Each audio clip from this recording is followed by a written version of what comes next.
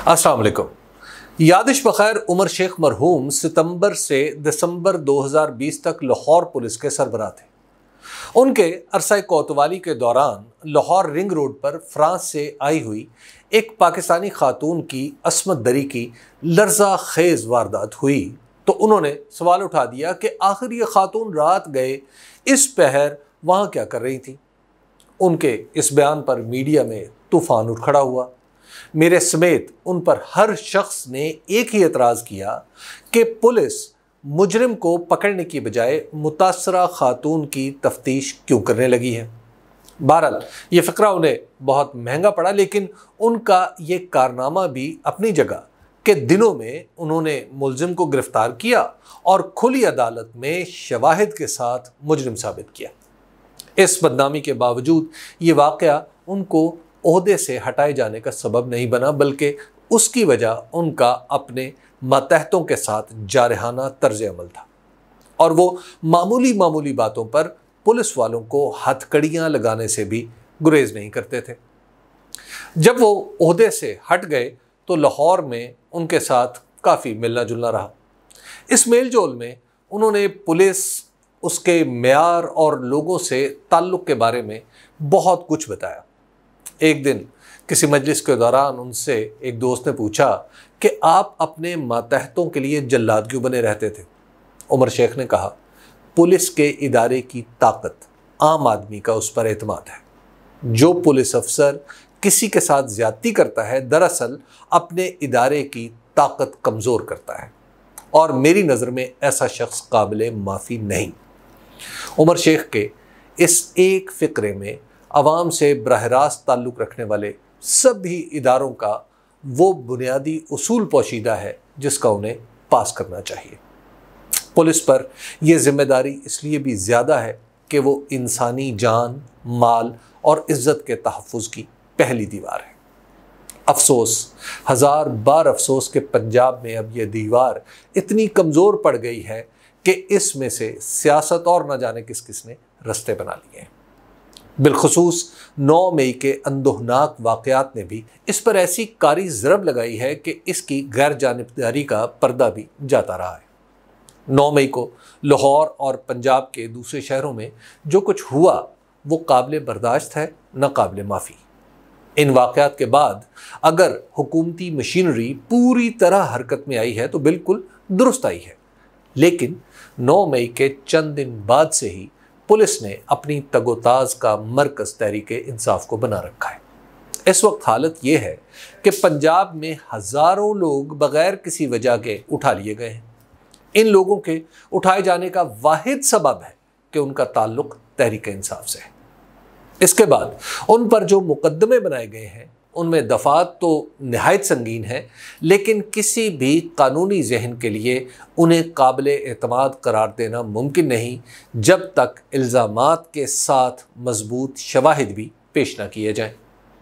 चूँकि हमारा निज़ाम अभी तक 9 मई के अज़ियतनाक सदमे से बाहर नहीं निकल पाया, इसलिए पुलिस इसकी आड़ लेकर हस्बे आदत और मामूल आम लोगों पर धड़ाधड़ दहशतगर्दी की दफ़ात लगाती चली जा रही है। यह दफ़ात कितनी खौफनाक है इसका अंदाज़ा उन लोगों को है जिनके अजीज़ इसमें फंसे हुए हैं। फिर जिन लोगों को इन मुकद्दमात में फंसाया जा रहा है उनमें से बेशतर पढ़े लिखे हैं। ऐसे लोगों को जब ज़ाती पसंद और नापसंद या अपने ख़यालात की वजह से गंभीर कानूनी मुश्किलात का सामना करना पड़ेगा तो मुआशरे पर इसके मनफी असरात मुरतब होना नागुज़ीर है। पुलिस पर तेज़ी से कम होते हुए एतमाद का फौरी सबब पंजाब की निगरान हुकूमत भी है। ये हुकूमत नुमाइंदा तो है नहीं, इसलिए दस्तूर में दी गई मुद्दत ख़त्म होने के बाद भी मुक़्तदिर रहने के लिए मुस्लिम लीग नून की मरहून मिन्नत है।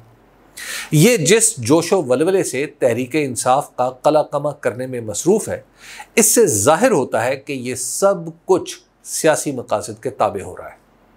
सूबे भर में मुस्लिम लीग नून के साबिक़ अरकान असम्बली और उम्मीदवारों को जो सहूलत इस वक्त मैसर है, इसका अशरे अशीर भी वो अपने दौरे इक़्तिदार में हासिल नहीं कर पाते थे।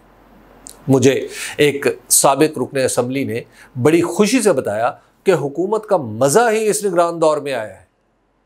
पूरे सूबे में मुस्लिम लीग नून से ताल्लुक़ रखने वाले बल्दियाती इदारों के साबिक अरकान ही तरक्याती स्कीमों का फैसला कर रहे हैं।